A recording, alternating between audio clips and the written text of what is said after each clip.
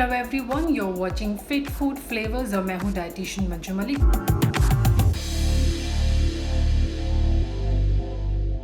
So know your ingredient के आज के एपिसोड में हम बात करेंगे कोकोनट के बारे में। Is coconut good for your health? क्या वो आपको फिट बनाता है या फिर इट इज़ फैटनिंग?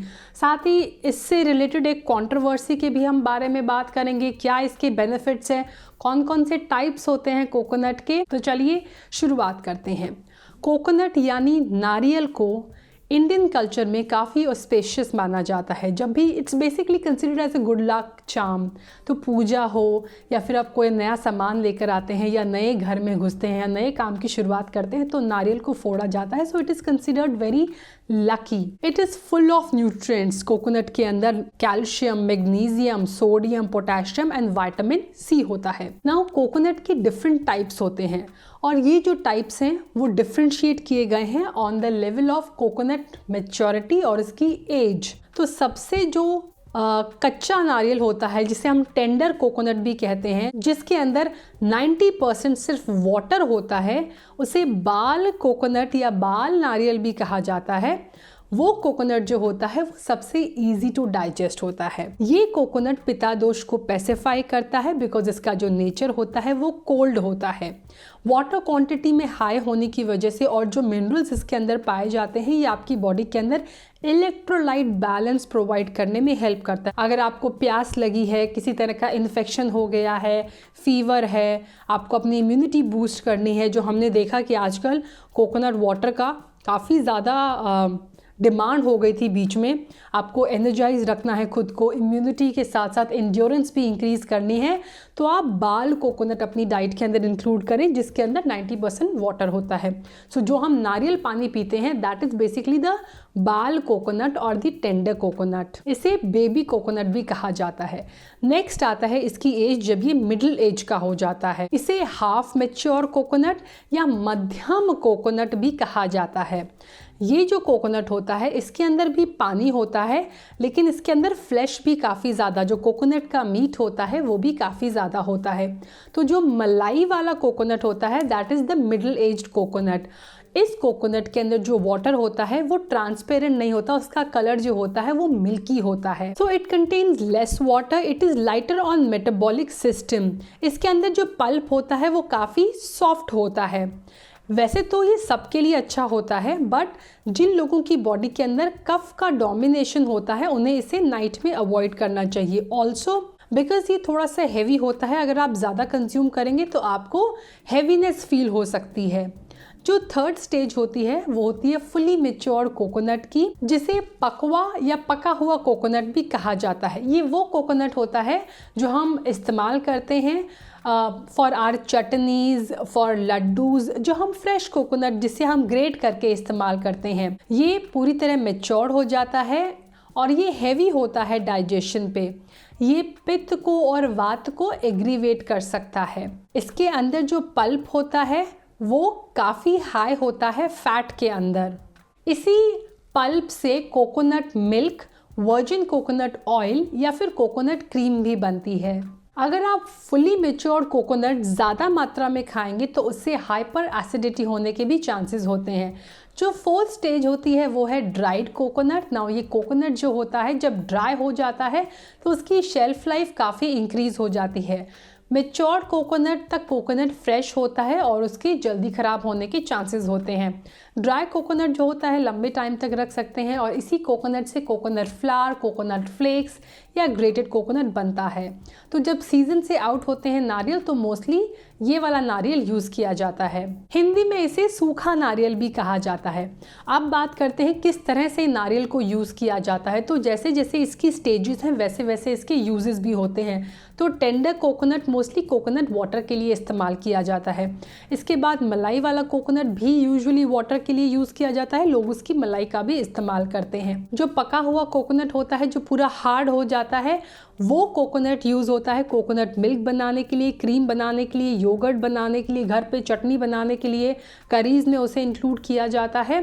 एंड जो वर्जिन कोकोनट ऑयल होता है वो भी फ्रेश कोकोनट से बनता है, इसीलिए उसके अंदर ज़्यादा फ्लेवर होता है, ज़्यादा अरोमा भी होता है और कभी कभी उसके अंदर हल्का सा मिल्की आपको टेक्सचर भी मिलेगा।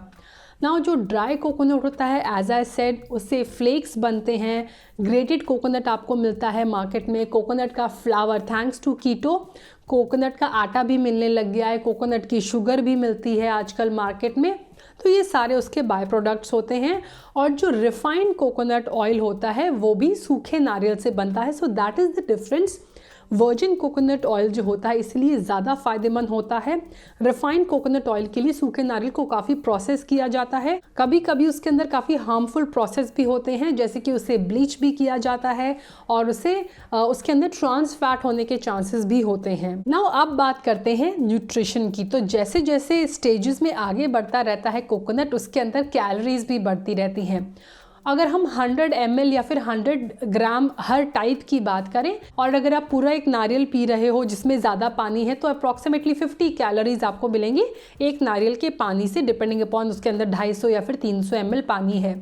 इसके बाद आता है घर पे बना हुआ कोकोनट मिल्क। ना घर पे बना हुआ कोकोनट मिल्क और मार्केट में मिलने वाला कोकोनट मिल्क में अंतर ये है कि वो बहुत ज़्यादा थिक और कॉन्सेंट्रेटेड होता है। घर पे जब हम कोकोनट मिल्क बनाते हैं we add water as per our consistency, तो थोड़ा पतला होता है।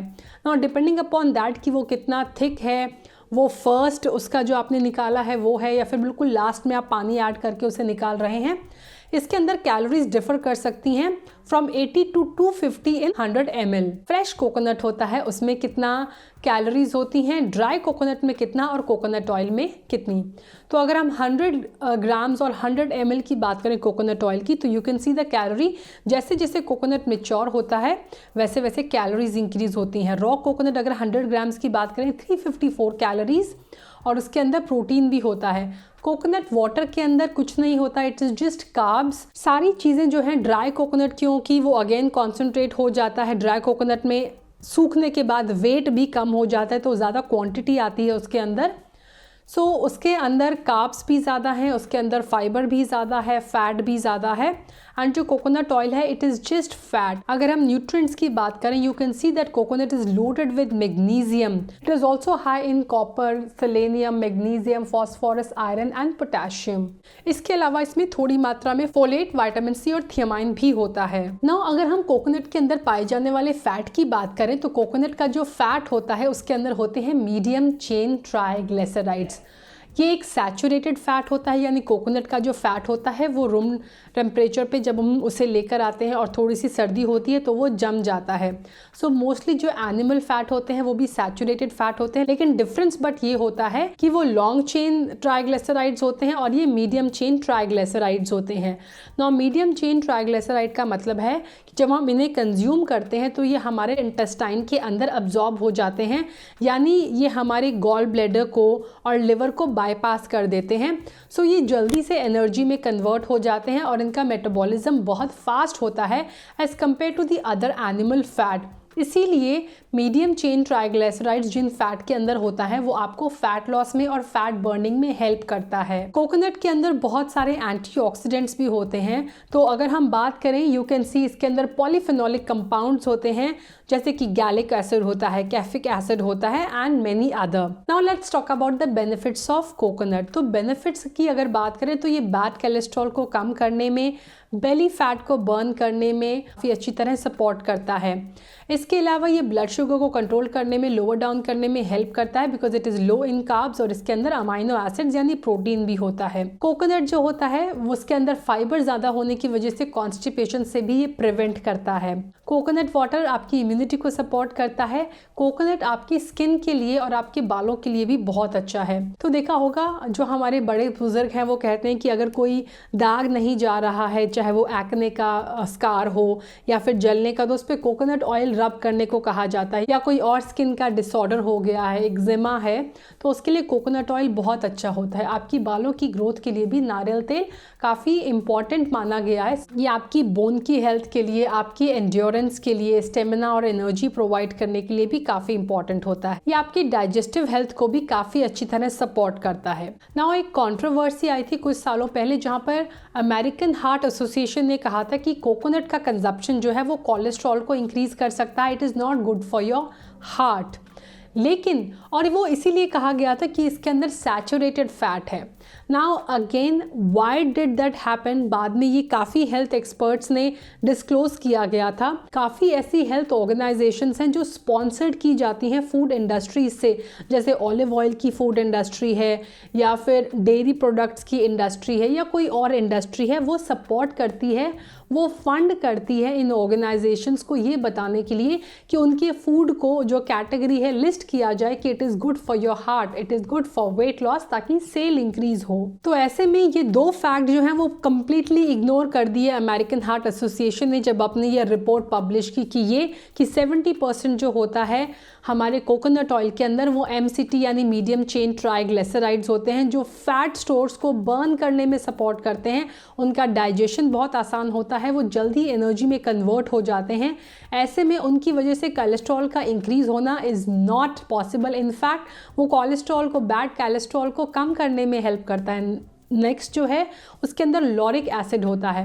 लॉरिक एसिड जो होता है वो भी एंटीबैक्टीरियल प्रॉपर्टीज़ रखता है, वो आपकी इम्यूनिटी को सपोर्ट करता है। सो ये जो कंट्रोवर्सीज़ है बहुत जल्दी ख़त्म हो गई थी और बहुत सारे हेल्थ एक्सपर्ट्स ने इसे कम्प्लीटली नज़रअंदाज और कम्प्लीटली नकार दिया था। इतने सारे बेनिफिट्स की हमने बात की कि कोकोनट आपके लिए क्यों ज़रूरी है, क्यों आप इसे डाइट के अंदर इंक्लूड कर, लेकिन अगर आप कोई भी चीज़ एक्सेस में कंज्यूम करेंगे then it is not healthy for you. तो अगर साइड इफ़ेक्ट्स की बात करूँ, you should not have coconut water, coconut oil in excess. Coconut oil और जो नॉर्मल कोकोनट है वो इंडाइजेशन ज़्यादा कॉज कर देगा। कोकोनट वाटर से बॉडी के अंदर एक्सेस में अगर लेंगे तो इलेक्ट्रोलाइट इम्बैलेंस हो जाएगा। People with kidney issue should avoid over consumption of coconut water. आप एलर्जीज़ का भी ध्यान रखें। ट्राई कि आप फ्रेश कोकोनट ज़्यादा कंज्यूम करें then dried. Also excess consumption of coconut can causes inflammation. तो this was all about coconut. अगर आपको कोकोनट से रिलेटेड कोई और डाउट्स हों, आपने देखा होगा मैं भी कोकोनट को काफ़ी इंक्लूड करती हूँ। I love adding coconut to my oatmeal, I love adding it the coconut milk to my soups, to my curries, और साथ ही कोकोनट वाटर मुझे बहुत पसंद है। अगर अवेलेबल हो मैं ज़रूर उसे कंज्यूम करती हूँ। And also I use coconut oil for making the laddoos and for making the energy bars. So I hope आज का वीडियो आपके लिए यूज़फुल रहेगा। डू लेट मी नो और कौन से इंग्रेडिएंट्स हैं जिसके ऊपर आप चाहते हैं कि मैं डिस्कस करूं, थोड़ा सा लाइट थ्रो करूं। आज के लिए इतना ही। Thanks for watching. Stay healthy, stay fit, stay active, and I will be back very soon. Until next time, you take care. Bye bye.